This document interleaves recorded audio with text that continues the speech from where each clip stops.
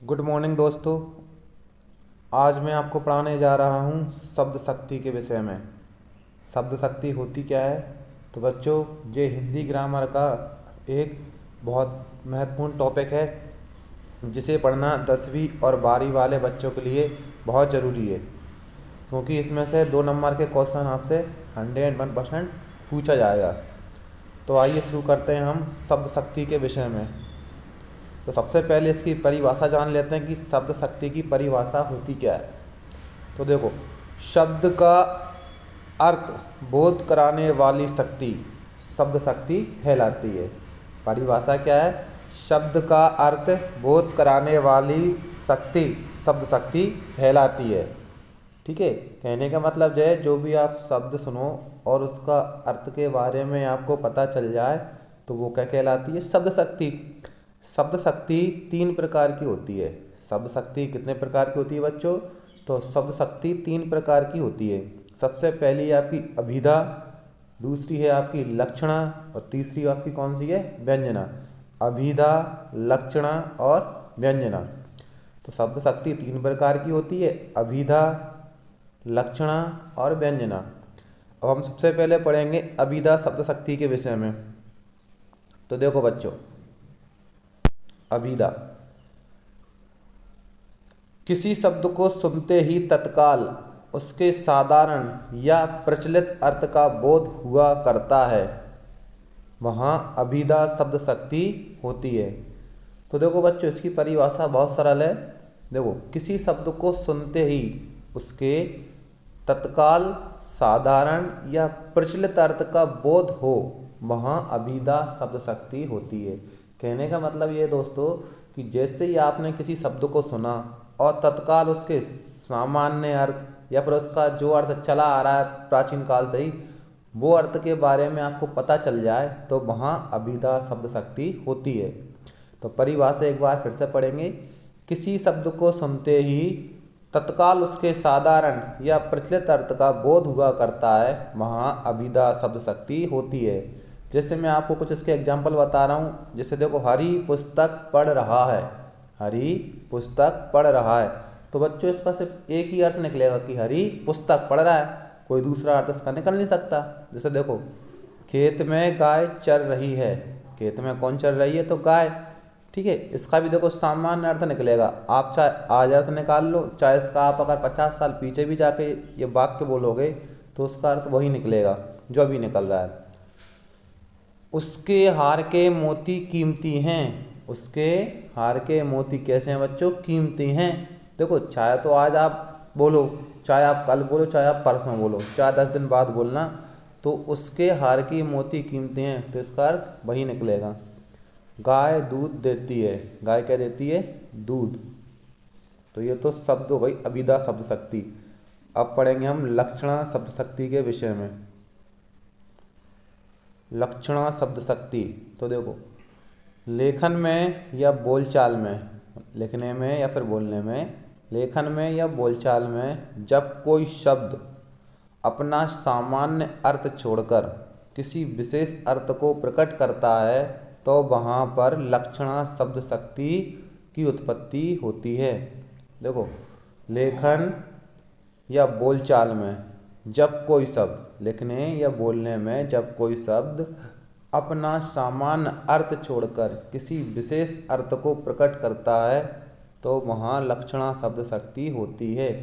देखो बच्चों, समझाने के लिए मैं आपको इसका सिंपल सा अर्थ बताता हूँ कि लिखने या बोलने में जब कोई शब्द होता है वो अपने मुख्य अर्थ को छोड़ देता है, जो उसका अर्थ है ना वो अर्थ को छोड़ देता है और उससे एक अलग अर्थ निकलता है, तो वहाँ लक्षणा शब्द शक्ति होती है। ठीक है, अभी मैं आपको एग्जाम्पल दूंगा तो उससे आपको बहुत आसानी से समझ में आएगा। जैसे देखो, राम का दिल पत्थर है, राम का दिल पत्थर है। अब मैंने देखो क्या बोला बच्चों? देखो, राम का दिल पत्थर है, तो पत्थर भी एक शब्द है, पर यहाँ बेटा इसका मतलब ये नहीं है कि राम का दिल पत्थर का है। पत्थर तो देखो बेटा क्या कठोर होता है वैसे भी। ठीक है, राम का दिल पत्थर का, तो बेटा उसका दिल तो बेटा नॉर्मली जो सबका होता है वैसा ही होता है, पर उसका पत्थर दिल है, मतलब वो किसी की बात नहीं सुनता। ठीक है, दूसरा है राम तो गधा है, गधा। राम तो क्या है? गधा। अब यहाँ देखो बच्चों, राम तो गधा है, गधा तो बेटा एक जानवर होता है, गधा क्या होता है, एक जानवर होता है, पर राम कोई जानवर तो नहीं, राम तो इंसान है। तो गधे का अर्थ बेटा क्या निकल रहा है यहाँ बेटा, तो यहाँ निकलेगा बेटा, गधे का अर्थ निकलेगा मूर्ख है। देखो इसके बेटा मुख्य अर्थ को तो अपन छोड़ देंगे, पर एक दूसरा अर्थ निकाल लेंगे, ठीक है। तो गधे का मतलब क्या होता है, मूर्ख। तीसरा उदाहरण देखो, सीता तो गाय है, गाय। अब देखो सीता बेटा कोई जानवर तो नहीं सकती, सीता तो कोई लड़की होगी। गाय का अर्थ होता है बेटा, वो पता है क्या है, मतलब वो बेटा सीधी है, गाय के समान सीधी है। तो गाय का अर्थ, दूसरा अर्थ क्या निकालेंगे हम, सीधी। तो सीता तो गाय है। एक होती है बेटा व्यंजना शब्द शक्ति। व्यंजना शब्द शक्ति वहाँ प्रयुक्त होती है, व्यंजना शब्द शक्ति वहाँ प्रयुक्त होती है जहाँ वाक्य तो साधारण होता है। व्यंजना शब्द शक्ति वहाँ प्रयुक्त होती है जहाँ वाक्य तो साधारण होता है, लेकिन उसका प्रत्येक पाठक अथवा श्रोता के लिए अपना भिन्न भिन्न अर्थ होता है। देखना बच्चों, दोबारा पढ़ेंगे हम। व्यंजना शब्द शक्ति वहाँ प्रयुक्त होती है, व्यंजना शब्द शक्ति वहाँ प्रयोग होती है जहाँ वाक्य तो साधारण होता है, जहाँ जो वाक्य है ना वो तो साधारण होगा, लेकिन उसका प्रत्येक पाठक अथवा श्रोता के लिए अपना अलग अलग अर्थ होता है।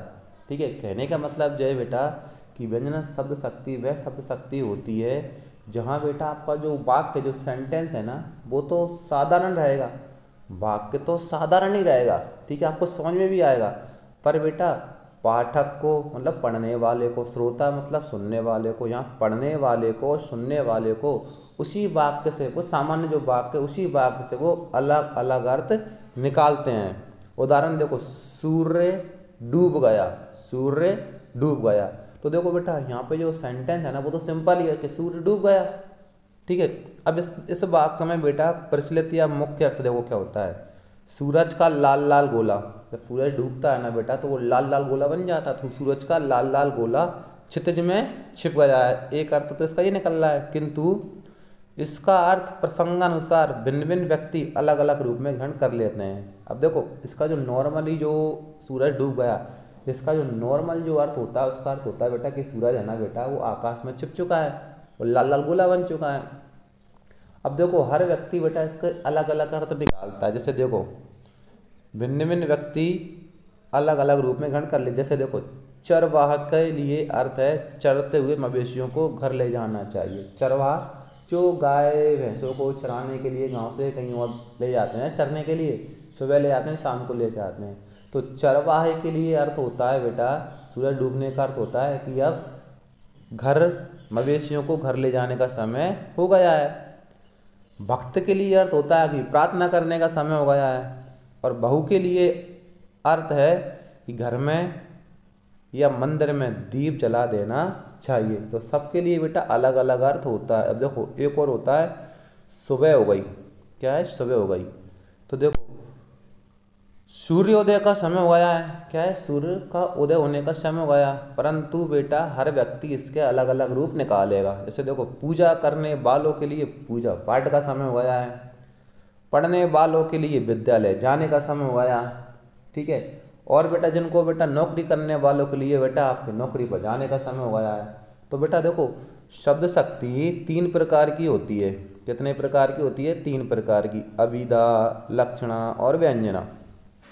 अभिधा बेटा सिंपल सी है, जिस शब्द को सुनते ही तत्काल उसके साधारण या प्रचलित अर्थ का बोध हुआ करता है वहाँ अभिधा शब्द शक्ति होती है। लक्षणा में क्या है बेटा? लेखन में या बोलचाल में जब कोई शब्द अपना सामान्य अर्थ छोड़कर किसी विशेष अर्थ को प्रकट करता है तो वहाँ लक्षणा शब्द शक्ति होती है। व्यंजना का क्या परिभाषा है? व्यंजना शब्द शक्ति वहाँ प्रयुक्त होती है जहाँ वाक्य तो साधारण होता है, लेकिन उसका प्रत्येक पाठक अथवा श्रोता के लिए अपना भिन्न भिन्न अर्थ होता है। तो बच्चों ये आज हमने पढ़ी है शब्द शक्ति। इसे भी आप अच्छे से याद कर लेना और मैं तो ये आपकी कॉपी में से लिख लेना, क्योंकि 10th और 12th की बोर्ड की परीक्षा में ये 2 नंबर की पूछी जाती हैं, ठीक है।